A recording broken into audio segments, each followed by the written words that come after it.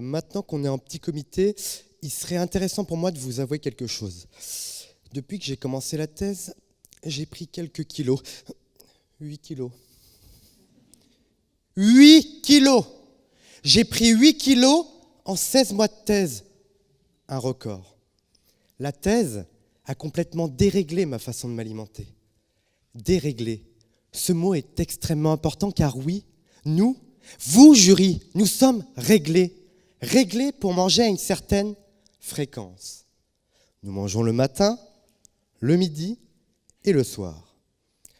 En tant que biologiste végétal, je me pose la question de savoir si ce phénomène est partagé par d'autres organismes, notamment les plantes.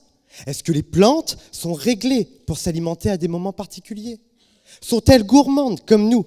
Et ont-elles des péchés mignons? Les chercheurs du laboratoire dans lequel je réalise ma thèse ont montré que les plantes prélevaient certains de leurs nutriments pendant la journée. Parmi ces nutriments, on retrouve le Graal, le caprice inconsidéré des plantes, le nitrate. Le nitrate, c'est une forme d'azote indispensable pour les plantes. Cette molécule va être à la base des protéines qui vont former le squelette de la plante. Autant vous dire, le nitrate, c'est un peu comme un plat de pâté mental pour tout jeune thésard qui se respecte. En bref, c'est la base de la base.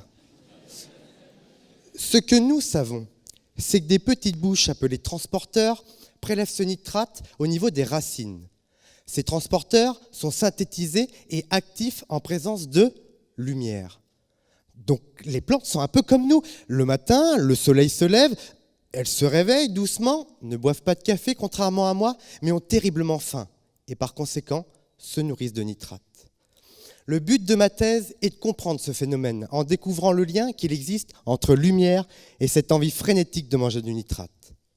Ce que j'ai découvert, c'est un lien étroit entre la photosynthèse qui produit des sucres et cette envie de manger du nitrate. Contrairement à nous qui avons terriblement faim quand notre taux de sucre sanguin diminue, chez les plantes, c'est le contraire. La production de sucre pendant la journée va induire cette envie de manger du nitrate. Malheureusement, les agriculteurs sont un peu comme nos grands-mères. Dans les deux cas, le repas apporté est souvent un peu trop copieux. Le problème, c'est le gaspillage, qui chez les plantes entraîne une pollution des cours d'eau quand le nitrate apporté sous forme d'engrais n'est pas utilisé. C'est là que le travail que je mène est important.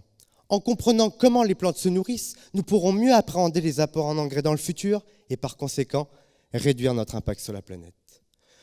Jury, public, vu l'heure, je n'ai pas envie de vous dérégler, je n'ai pas envie que vous preniez 8 kilos. Donc ce que je vous propose, c'est que nous passions tous à table.